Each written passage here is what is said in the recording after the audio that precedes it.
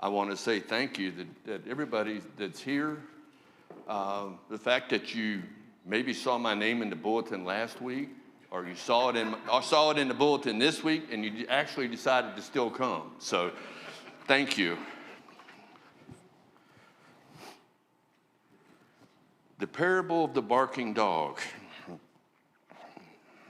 First of all, let's pray. Let's do that. Lord, I come to you right now asking you to be with me, allow me to be the words to say the words that you know everyone needs to hear and I need to hear.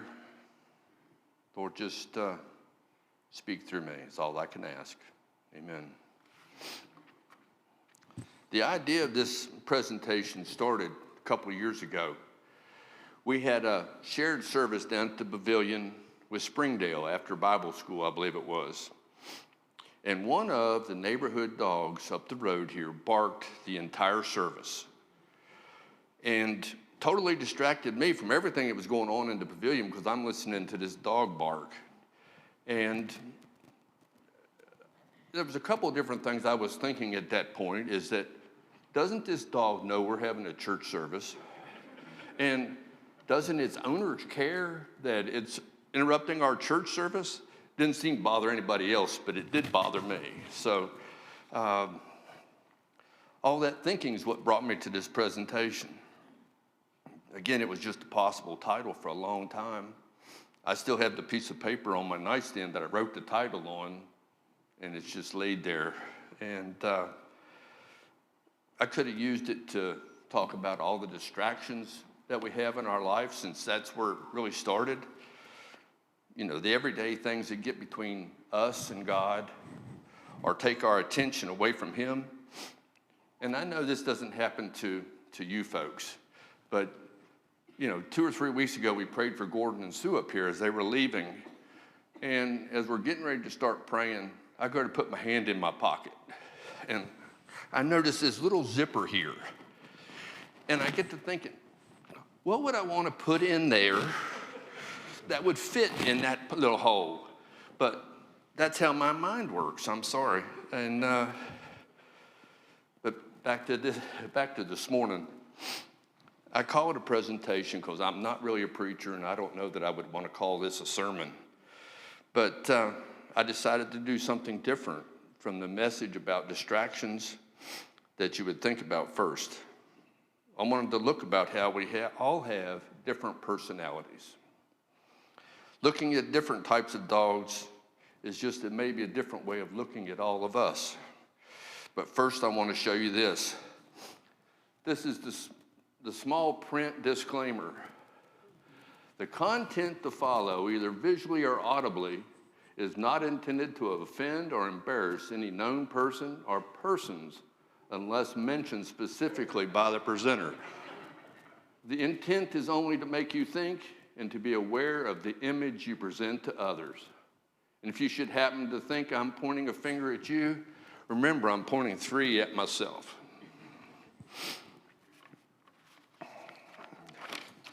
Start with Ginger. Ginger's mine and Brenda's dog. And like one of her owners, she's older. She has problems hearing and seeing and moves pretty slowly. She has a tendency to wander aimlessly and takes lots of naps. She will move quickly to get a treat, though, or any food, really, and is happy to receive hugs from family with no complaints. Like a lot of us older folks, she might be happy to sit back and maybe watch others do the work while she relaxes without getting highly involved, unless prodded by others to do something. At times, she appears to be thinking, been there, done that, and tired of doing it. She doesn't bark much anymore, but when she does, it's usually when she's afraid. Thunderstorm, gunfire from people hunting in the woods around our house, fireworks at the campground up the road. She's very content to stay at home in the yard or the garage.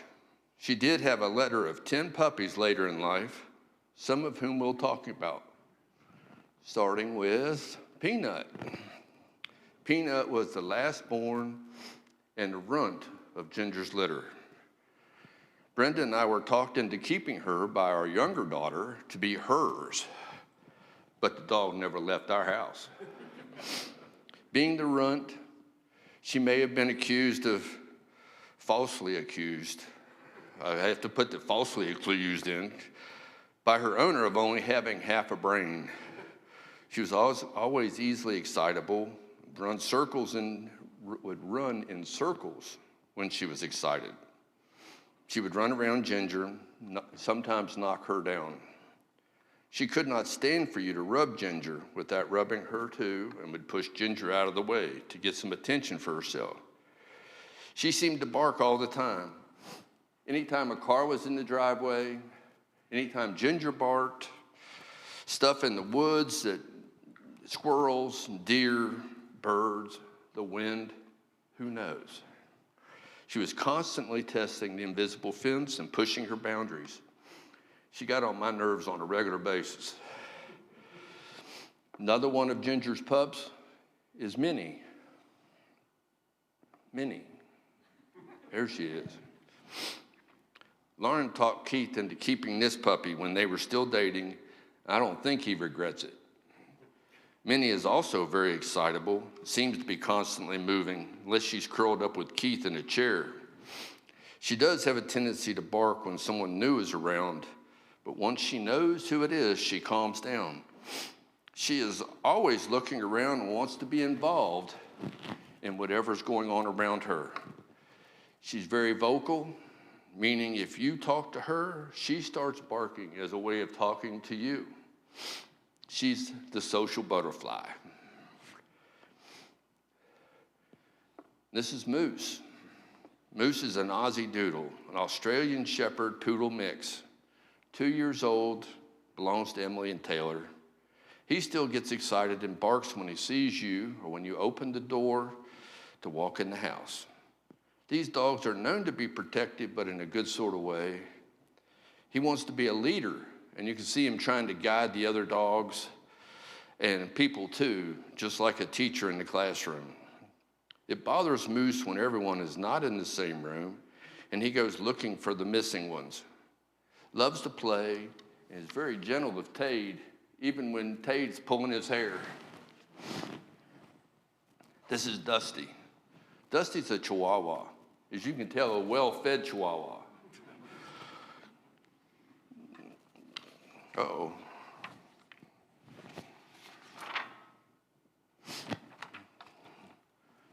He belonged to Brenda's family when she was a teenager. He loved to sit in the chair on Brenda's dad's lap. Dusty and Wayne would sometimes pretend to fight over who was in the chair first. Dusty lost a front leg after being hit by a car, but that didn't slow him down much. He would jump down from the chair and hit his chin almost every time, but again, it didn't seem to hurt him or slow him down. He was pretty friendly until you started to mess with his food or act like you were going to mess with his food. It became a game trying to get him to growl and snap at you, and a few fingers and hands were nipped a time or two.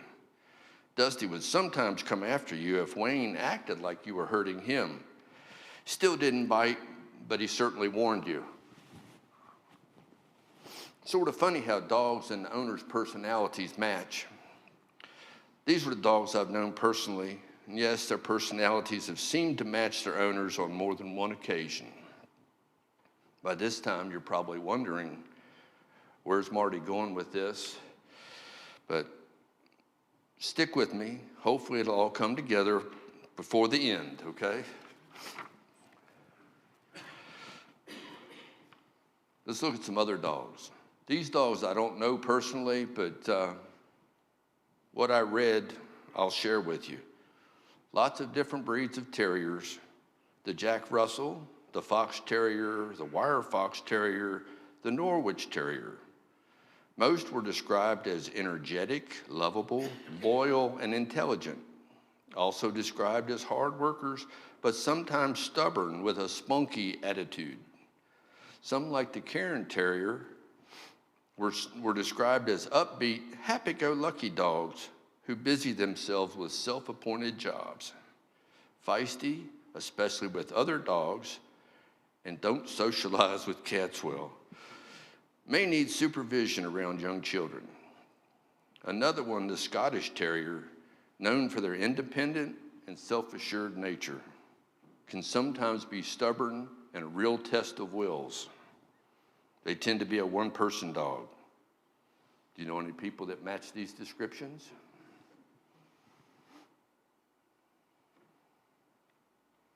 Poodles. Poodles have thick curly coats, different colors and patterns. You have the toy poodle, you have the miniature poodle, and you have the standard poodle. Poodles are active and intelligent, are said to be particularly able to learn from humans. We probably recognize them more from dog show pictures and fancy haircuts than anything else. Now, I have to tell you this.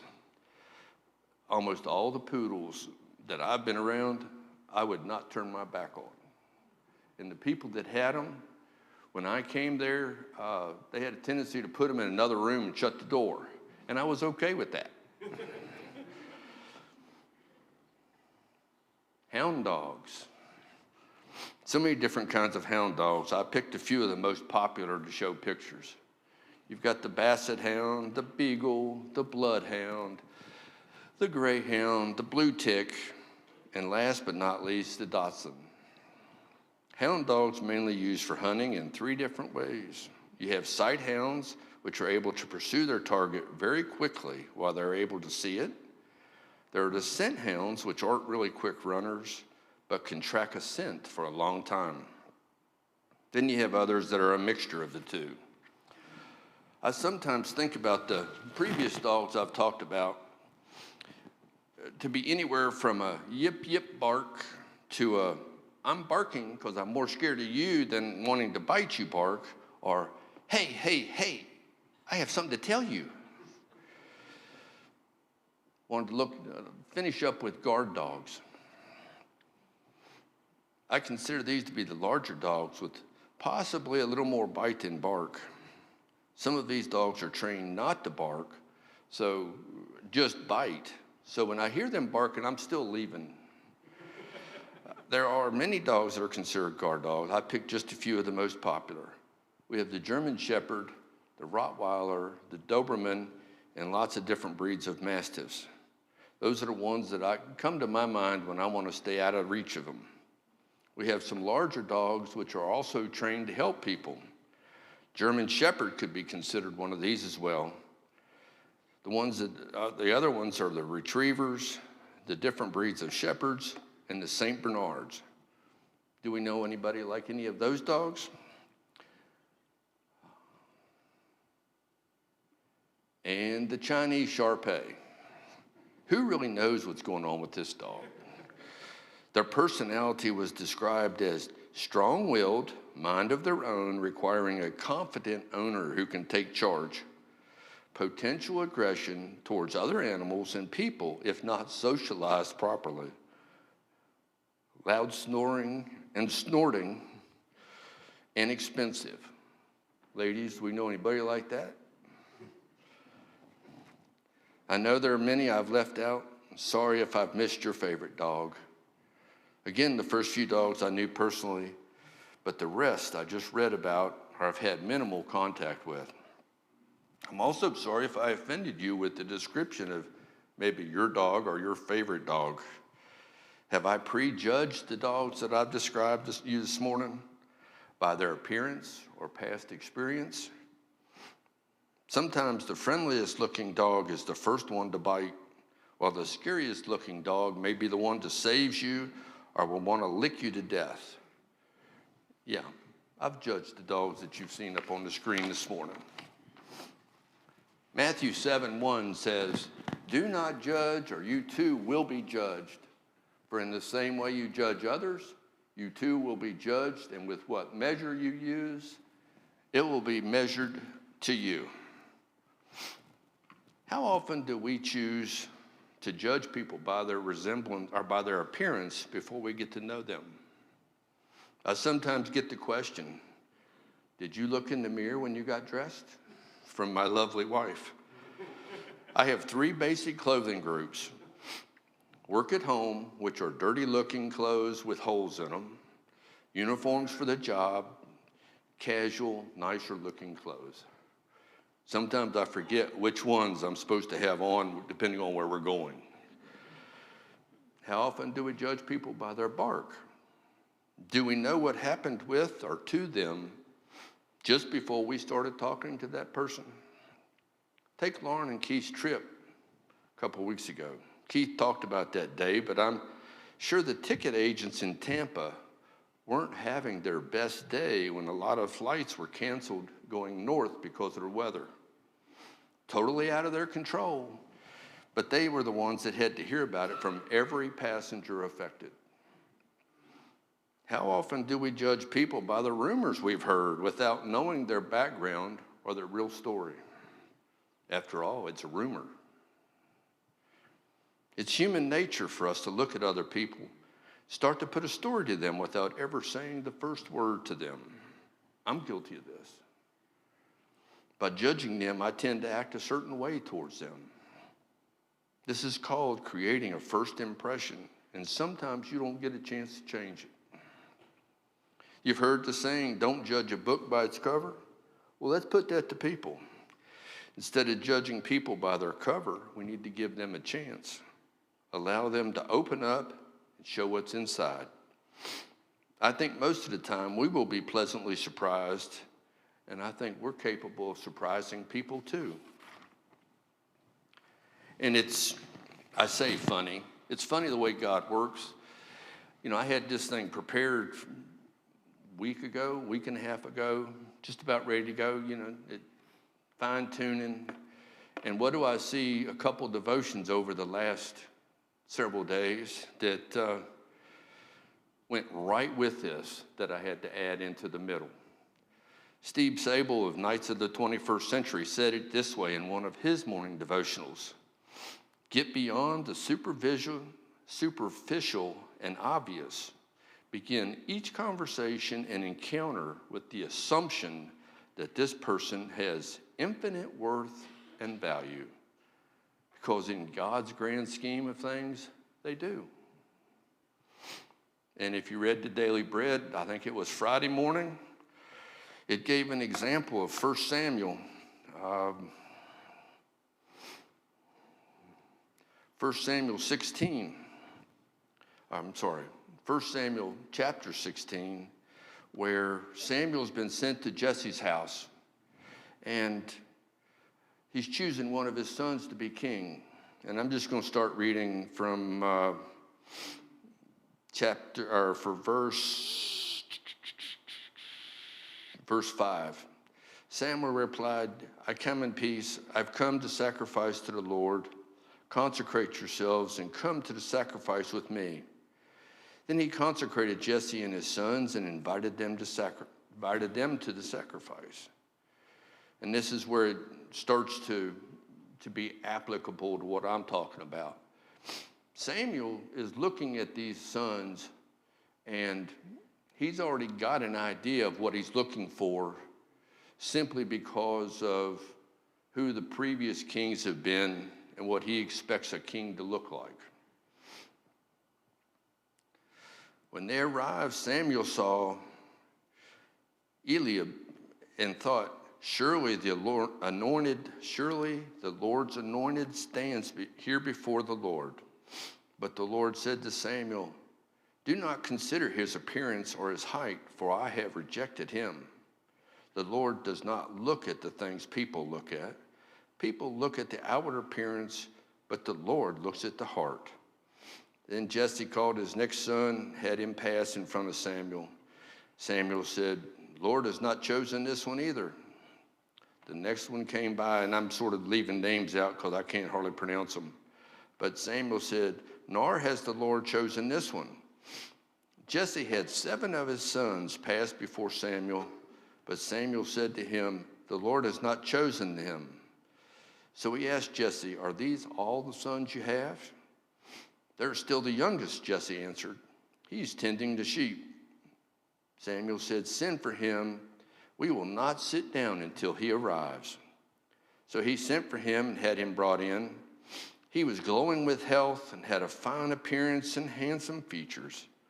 The Lord said, "Rise and anoint him. This is the one." So Samuel had a preconceived idea of what the next king was going to look like, and it wasn't at all what he thought, I guess. But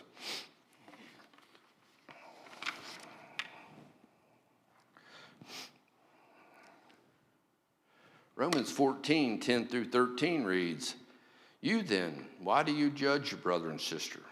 Why do you treat them with contempt?